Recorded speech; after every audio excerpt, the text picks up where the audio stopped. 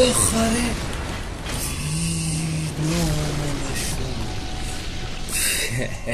فکر کردی اینجوری برات میکنم؟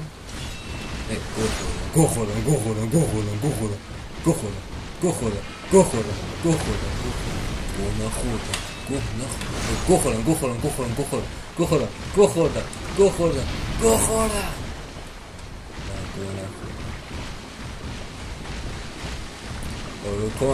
کمک من غلط کردم من غلط کردم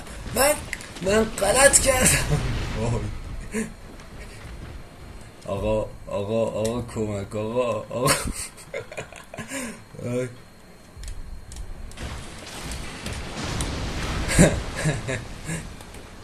فکر کردی قراره فشاریت کنم مرتی که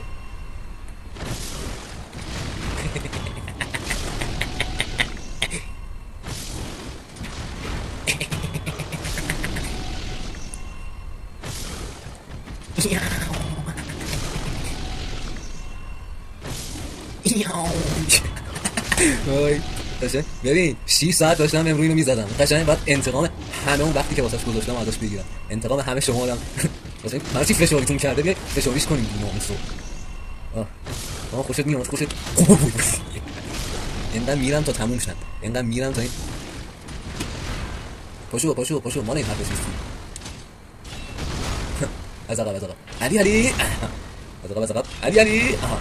از عقب علی ها چیه فشار خوردی فشار بخور فشار بخور بیراموز فشار بخور آره فشار بخور